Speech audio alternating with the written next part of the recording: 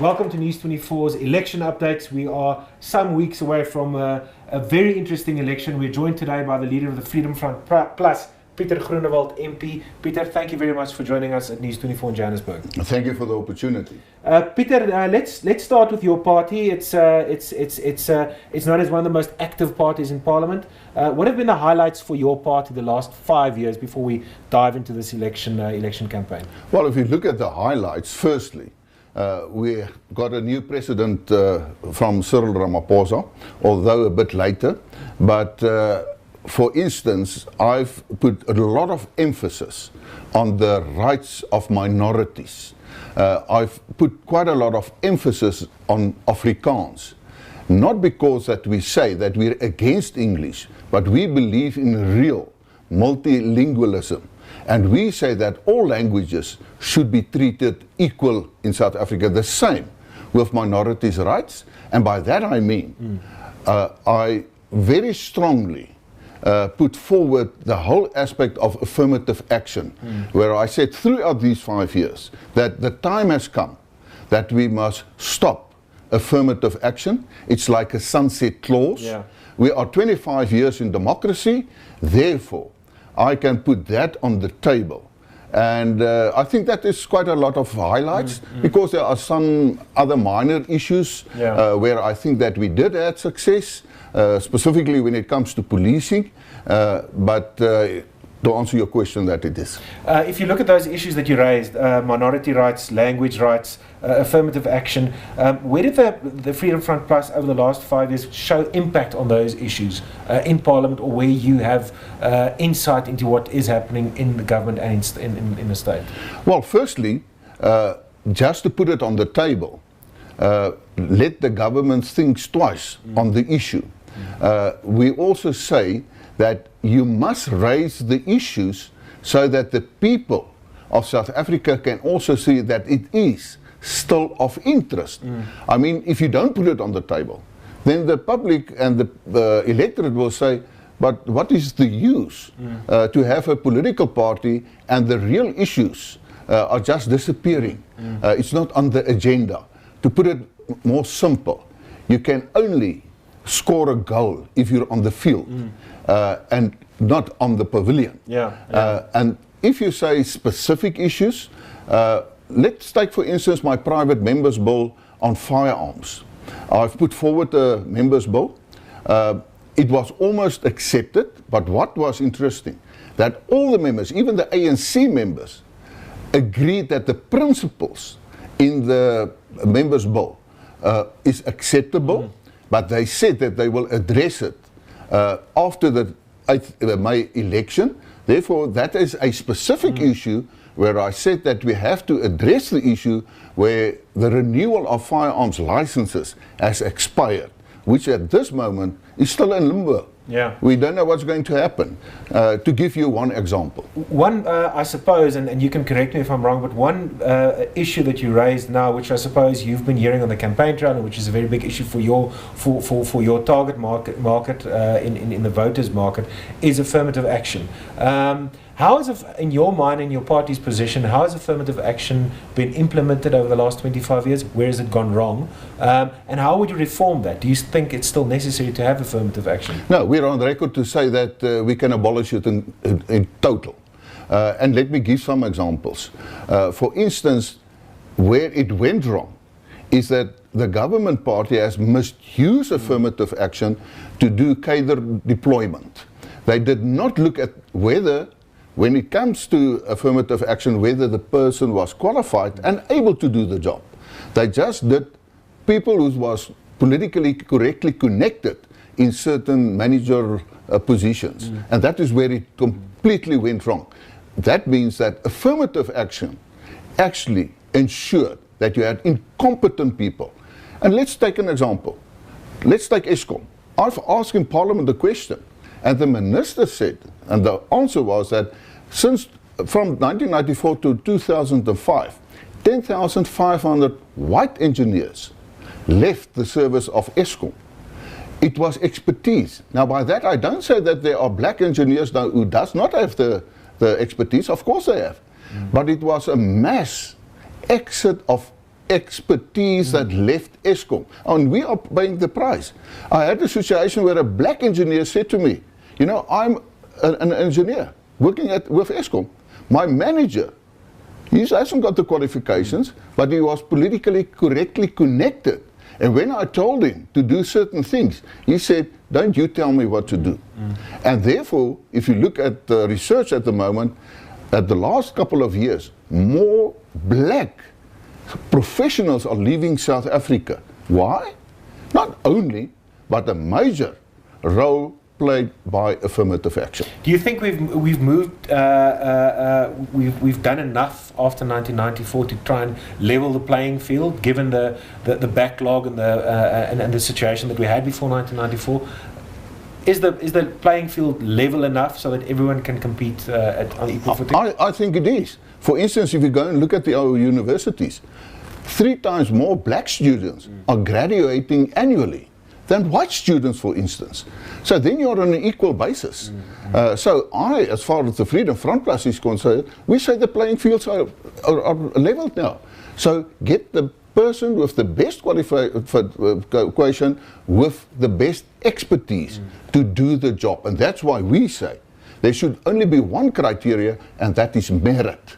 There are enough people that can reflect the racial situation in South Africa that can ensure that there is not discriminated against some other group or not. So what you've picked up over the last couple of weeks, I suppose, crisscrossing the country, trying to convince people to vote for your party, is amongst your target market, it's minority rights, language issues, affirmative action. Are those the biggest issues, or are there other issues that you've picked up in your travels across the country? You can also add black economic empowerment. Even black voters comes to me and say, listen, we've got a problem. Because I always say that it's not black economic empowerment, it is black elite enrichment. And they say, you're quite right, because we don't see the results that it benefited the poor of South Africa. And you should read Peter Lee Meiberg's book about that. You can go further. Well, you can even read R.W. Johnson's the latest publication of Fight for the Dream. And you will see what happened. Therefore, if you say those issues, it's really very, can I say, matters that the voters of South Africa say, if we want to build South Africa, if we want to ensure a better future, because that's also what the Freedom Front Plus say, we must stop fighting for a better past, we must start fighting for a better future. They say, if you address those issues, and of course I can bring in expropriation without compensation. I mean, the Freedom Front Plus got a practical, can I say, a plan and proposals to build the economy of South Africa, because we say unemployment is the crisis of South Africa, of the other many crises, and the only way you can address unemployment is to build the economy. Now, all the political parties say, yes, we must build the economy. We have specific proposals how to build the economy, and part of that is to abolish black economic empowerment, abolish affirmative action, and, for instance, stop expropriation without compensation. You're in Parliament. You're there every week. That's where you live, and that's where you live in Northwest, but that's where you work most of the time. Will this constitutional amendment go through to enable expropriation without compensation? How do you see that process evolving? Depending on what is going to happen after the 8th May election, they do need a 2/3 majority to amend the constitution. There's no doubt about that. And if they get partners, the ANC on its own won't get a 2/3 majority, but if they get partners to ensure and support them, then there's no doubt in my mind that they will amend Section 25 of the Constitution. People are sometimes in a state of denial. They think it cannot happen. I am convinced that if they are in a position to do it, they will do it. Peter, let's talk about your party in 1994 when it was formed. In those tumultuous years, it almost garnered 500,000 votes. After that, it hovered around 127, reaching 165,000 votes in 2014. So there's been a gradual uptick in your support over the last couple of elections. Why is that so? And what are your prospects for this election? What does your gut tell you could happen come May the 8th? Yes. As you said, in 1994, let's take around about 500,000 votes. In 1999, we had a huge decrease in our supporters. The reasons are as follows. Firstly, people believed that South Africa is in the new paradise, the Rainbow Nation, and people became anti-political sort of... It was this apathy amongst voters. Apathy, you can call it an apathy, to say, I don't need to go and vote. And if it won't do anything. It won't make a difference. Well, why do I have to go and vote? I'm pleased with what is happening in South Africa. And then you must also remember that the proportional electoral system, if opposition people don't go and vote, they strengthen the governing party. So that is one reason. The other one is also that Tony Leon, with his slogan of Fight Back, was well received. Let's talk about your slogan now. Yes, is it similar to that? Fight back, slaan terug, of course, it's exactly the same. But I also say that in every political situation in any country, there are numerous situations and times when the voters must fight back with their crosses. And if there was ever a time in politics in South Africa, it is this time with this election. And by the way, even a DA told me to say, well, it sounds better if Peter Groenewald says slaan terug than Tony Leon that said slaan terug. So has that message been received well? Very well. Has there been opposition to it though? But has there been criticism as well over what might be perceived as an incitement to violence? Yes, of course you will get that criticism. It was also the criticism in 1999 against Tony Leon. And it worked for Leon, didn't it? Of course. Well, the reason why I, as a leader, said that I want that slogan is wherever I spoke to the electorate, they said, and specifically our supporters said, well, it's time that we have to fight back to ensure that we get real equal rights in South Africa. And that's why I decided to say I'm going to use the slogan, Fight Back. And of course, I know the criticism is to say, but it incites violence, it's divisive and all that sort of thing. It's a political slogan, and you only fight back with your cross. Let's unpack that a little bit. Fight back against what? Fight back against government, fight back against the ANC, fight back against the transition. What should the electorate fight back if they listen to your voice? Well, firstly, we say fight back against expropriation of compensation. Fight back against the crime situation in South Africa. Fight back against discrimination in South Africa, which includes affirmative action, because it's racism as far as I'm concerned. Fight back against poor service delivery. Fight back against corruption. Fight back and ensure that we try to ensure that the ANC is not the government. It's as simple as that. You spoke about Tony Leon, you spoke about the success of his 99 campaign, which consolidated the minority vote, the white vote especially. It took lots of votes away from the National Party, also from the Freedom Front Plus. Anecdotal evidence suggests that the Freedom Front Plus this election might expect a windfall from disgruntled white DA supporters. Is that what you are picking up? And if so, why is that happening?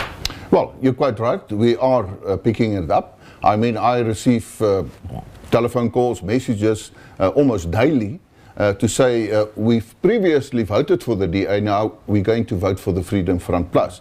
Our officers, our campaign people say that to us, so there's no doubt about it. And I mean, even if you look at the opinion polls, the Freedom Front Plus at this moment is one of the big 5 parties in South Africa.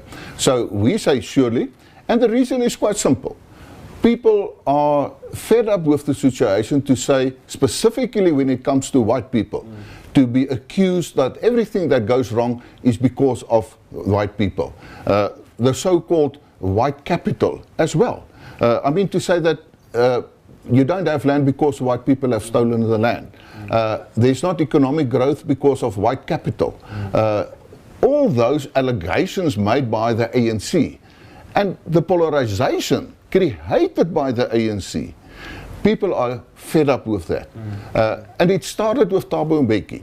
Thabo Mbeki's first State of the Nation address started polarization. He referred to the two nations. We are still two nations, one white and rich, one black and poor.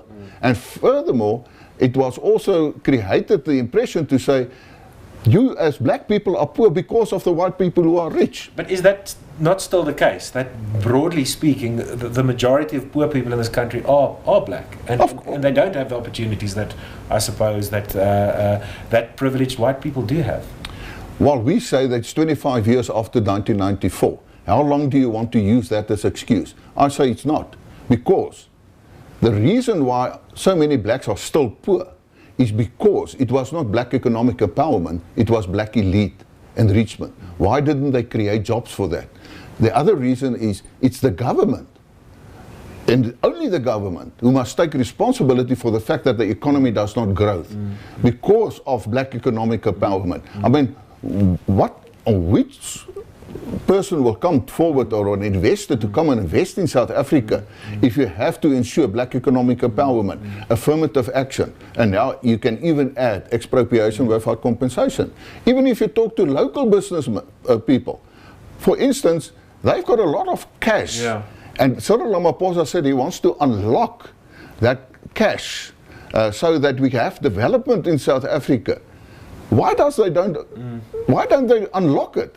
Because if you've got a lot of money to invest, you will think twice, because you don't have certainty about the future of South Africa. So therefore, do not blame. Of course, if you go on figures and numbers, there are more black people who are poor. It's true. But we must also say to each other that you also get many more white people who are really poor, who are living in squatter camps. That is also a reality and the truth. We say, and I just referred to it when I referred, for instance, to affirmative action, there are 3 times more black students graduating than white students. So why do we still have to go back to that? Let's stand together, get the best people to come build South Africa. Are you picking up, I mean, listening to you, it definitely sounds like you are picking up increased frustration amongst white South Africans with things like affirmative action, etc., etc. Is that what you're trying to consolidate, this white unhappiness with perceived unhappiness with what's going on in the country? There's no doubt about it that people are frustrated because of that. Because the people say, listen. Are white voters more frustrated though than 5 years ago? Of course. Because they say, listen, we want to build South Africa. Even if you go and look at the preamble of South Africa's constitution, it says, we honor those who've built South Africa in the past. They still want to build South Africa. But now they say, but now I'm becoming the scapegoat of the failures of the government. And of course they're frustrated of that. But then we say that some political party must be a voice in Parliament to say to the ANC and the governing party, people want to build South Africa. Stop making the white people of South Africa the scapegoats. You work in Parliament, you sit across the ANC's caucus every single day when the House sits, work with them in committee. You know Cyril Ramaphosa as well, you knew all his predecessors too. Do you have any hope, or do you see Cyril Ramaphosa, given the constraints within which he is working in the ANC, being able to turn the party around? The strong reformist drive that he is leading, do you see that happening, or can't you see it happening, given someone like Ace Magashule being the Secretary General of the party, for example? If we look what is happening now, unfortunately, he failed in addressing the real issues. I once said that I think Cyril Ramaphosa is actually now captured by the Zuma faction in the ANC, because he cannot do what he wishes to do.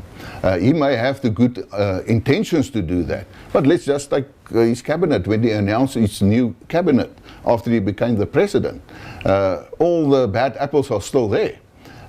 He could not remove them. I mean, there are numerous, let's take for instance, expropriation without compensation. Cyril Ramaphosa waited till 10 o'clock one evening by the end of June, announcing that the ANC decided that they will amend Section 25 of the Using Constitution. the SABC to do the announcement as well. Exactly. So I said, well, it's now quite clear. At night, Cyril Ramaphosa is the president of the ANC. At day, he's the president of South Africa. Cyril Ramaphosa once said in public that he will do anything to ensure the unity in the ANC. That means that he thinks that the ANC's interests are more important than the interests of the country, which is not acceptable when you're the president. The most important issues are the issues of the people of South Africa. And he will not be able to solve the problem. We will see what happens after the election. I have the opinion that we're not going to have a big change. There are even gossip to say we will have to see whether Cyril Ramaphosa survives this year as president. The Zuma faction, as far as I'm concerned, is still too strong in the ANC. Even if you go and look at the candidate lists, they have ensured that the Zuma supporters are now on the list. And, you know, for instance, let's go back to September in 2018, no, 2017. There was also a motion from the EFF on the amendment of Section 25. It was rejected by the ANC caucus under Zuma. But then in 2018, under Cyril Ramaphosa, then suddenly, and it was almost a similar motion was then accepted. Because they're fearful of the EFF. Peter, lastly, why should, if you can make a pitch to News 24's viewers today and our millions of readers, why should people vote for you and the Freedom Front Plus? Well, firstly, we say, if you believe in Christian principles, if you believe that minorities also have equal rights in South Africa, if you believe that we must ensure that the economy must grow, if you believe that we must seriously address the crime situation in South Africa, then we say if you vote for the Freedom Front Plus, we have practical proposals how we can solve the problems. And if you believe that we must stop fighting for the better past, but fight for a better future where we are all equal and equal treated, then you can vote for the Freedom Front Plus. And fight back as well. And fight back. Peter Groenewald, thank you very much for visiting us at News 24 in Johannesburg. We'll be back with more leaders of political parties over the next couple of days. Check in with News 24 whenever you can.